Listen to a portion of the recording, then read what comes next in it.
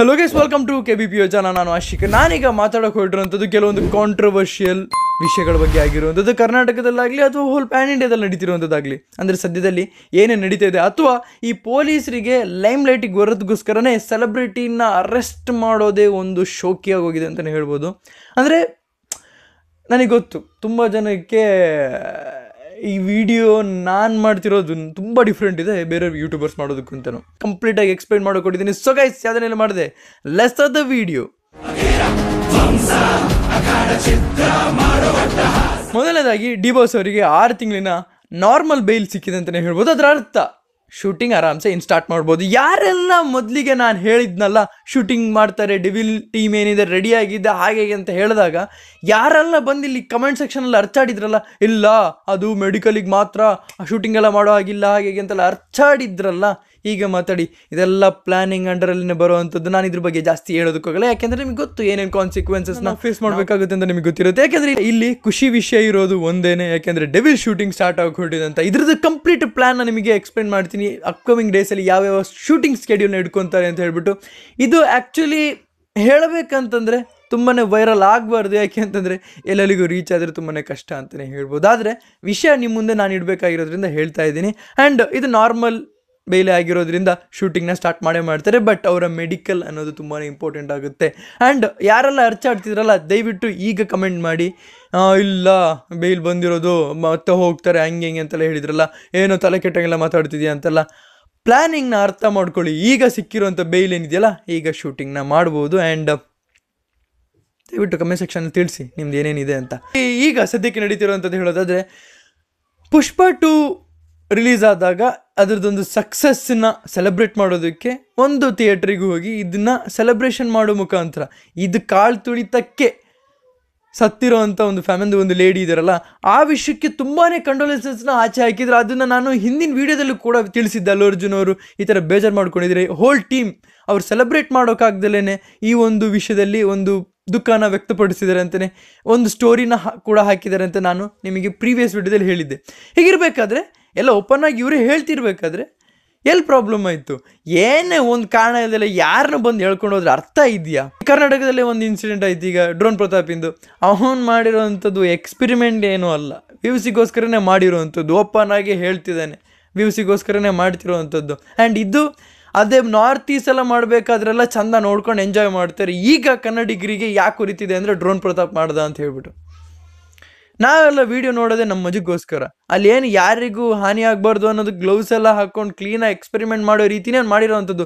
Sodium metal ಹಾಕಿದನು ಗುರು, ನೀರಿಗೆ ಹಾಕಬಾರ್ದು, ಹಾಕಿದ್ರೆ ಬಸ್ಟ್ ಆಗುತ್ತೆ.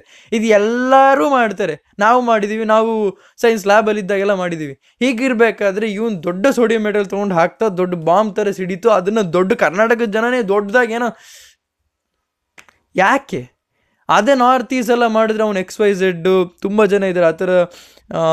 ತುಂಬ ಜನ ಎಕ್ಸ್ಪೆರಿಮೆಂಟ್ ಅಂತ, ಅಥವಾ ಎಕ್ಸ್ಪೆರಿಮೆಂಟ್ ಅನ್ನೋದಕ್ಕಿಂತನೂ ಒಂದು ವೀಡಿಯೋನೇ ಒಂದು ಫನ್ನಿಗೋಸ್ಕರ ಮಾಡೋದು ತುಂಬ ಜನ ಇದ್ದಾರೆ. ಯಾರಿಗೂ ಹಾನಿ ಮಾಡೋದಕ್ಕೆ ಮಾಡೋವಂಥದ್ದಲ್ಲ ಅದು.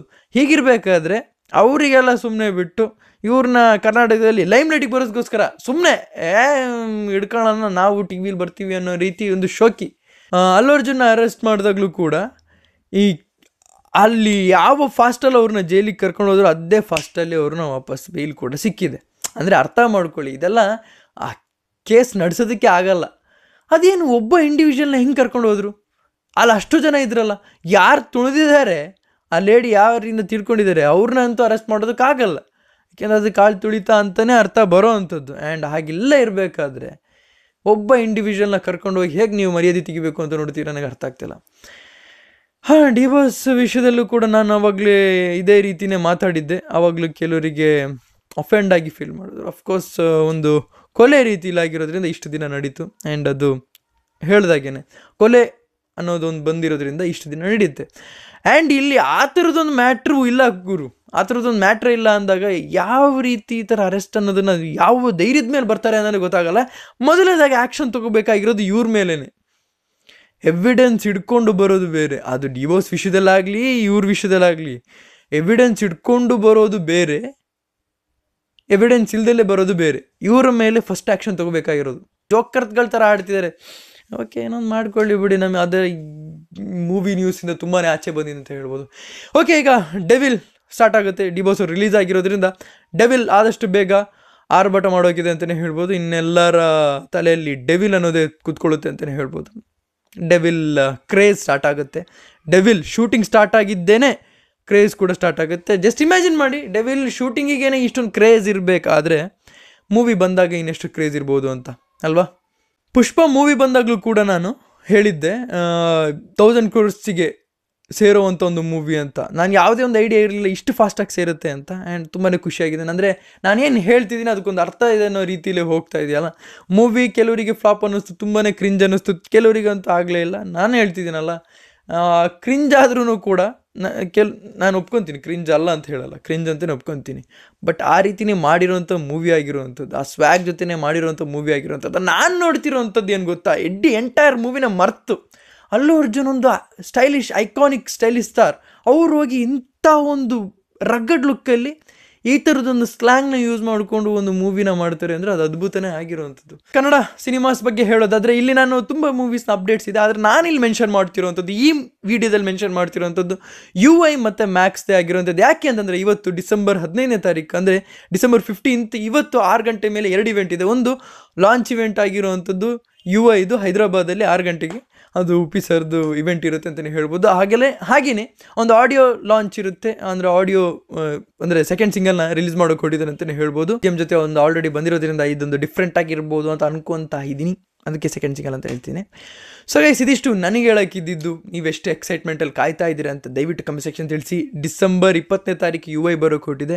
ಎಕ್ಸ್ಪೆಕ್ಟೇಷನ್ಸ್ ಜಾಸ್ತಿನೇ ಆಗ್ತಾ ಇದೆ, ಯಾಕೆಂದರೆ ಪ್ರತಿಯೊಂದು ಸೆಲೆಬ್ರಿಟಿ, ಅಮೀರ್ ಖಾನ್ ಅವರಿಂದ ಹಿಡಿದು ಪ್ರತಿಯೊಂದು ಸೆಲೆಬ್ರಿಟಿನೂ ಕೂಡ ತಿಳಿಸಿ, ಅಲ್ಲು ಅರ್ಜುನ್ ಅವರು ಕೂಡ ಇದನ್ನೊಂದು ವ್ಯಕ್ತಪಡಿಸಿದ್ರು. ಅವರ ಅಂದರೆ ಟ್ರೂ ಡೈರೆಕ್ಟರ್ ಅಂತ ಅವ್ರು ಹೇಳ್ಕೊತಾ ಇರೋದ್ರಿಂದ ನಮ್ಮ ಎಕ್ಸ್ಪೆಕ್ಟೇಷನ್ಸ್ ಇನ್ನೂ ಜಾಸ್ತಿ ಆಗ್ತಿದೆ. ಆಲ್ರೆಡಿ ಅವ್ರ ಮೇಲೆ ಎಕ್ಸ್ಪೆಕ್ಟೇಷನ್ ಯಾರು ಹೇಳಿ ನಮಗೆ ಬರುವಂಥದ್ದಲ್ಲ, ಆದರೂ ಕೂಡ ಸೆಲೆಬ್ರಿಟೀಸ್ ಹೇಳಿದಾಗ ಆ ಒಂದು ಡೈರೆಕ್ಷನ್, ಆ UI ಮೂವಿದೊಂದು ಡೈರೆಕ್ಷನ್ ಅಷ್ಟು ಅದ್ಭುತವಾಗಿದೆ, ಒಂದು ಪ್ರಾಮಿಸಿಂಗ್ ಆಗಿದೆ ಅನ್ನೋದು ನಮಗೆ ಇಲ್ಲಿ ಗೊತ್ತಾಗುತ್ತೆ ಅಂತಲೇ ಹೇಳ್ಬೋದು.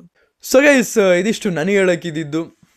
ನಿಮಗೇನು ಅನಿಸುತ್ತೆ ದಯವಿಟ್ಟು ಕಮೆಂಟ್ ಸೆಕ್ಷನ್ ತಿಳಿಸಿ. ಯಾಕೆಂದರೆ ಪ್ರತಿಯೊಂದು ಯೂಟ್ಯೂಬರ್ಸ್ ಮಾತಾಡಿರೋ ಅಪೋಸಿಟಾಗಿ ನಾನು ಮಾತಾಡ್ತಿದ್ದೀನಿ ಅಂತ ಕೆಲವ್ರಿಗೆ ಅನಿಸಿದ್ರೆ, ಫ್ಯಾಕ್ಟ್ ಈಸ್ ಫ್ಯಾಕ್ಟ್ ಗುರು. ನಾನು ಏನು ಹೇಳಬೇಕು ಅಂತಿದ್ದೀನಿ ಅದನ್ನೇ ಹೇಳಬೇಕಾಗಿರುವಂಥದ್ದು. ಇದಿಷ್ಟು ನನಗೆ ಹೇಳೋಕ್ಕಿದ್ದು. ನಿಮಗೆ ಅನಿಸುತ್ತೆ ದಯವಿಟ್ಟು ಕಮೆಂಟ್ ಸೆಕ್ಷನ್ ತಿಳಿಸಿ ಅಂತ ಹೇಳ್ತಾ ಇವತ್ತಿನ ವಿಡಿಯೋ ಇಷ್ಟು. ನಿಮ್ಮ ವಿಡಿಯೋ ಲೈಕ್ ಮಾಡಿ, ಶೇರ್ ಮಾಡಿ, ಚಾನಲ್ ಬಗ್ಗೆ ಸಬ್ಸ್ಕ್ರೈಬ್ ಮಾಡಿ. Keep watching. Love you all. Piece.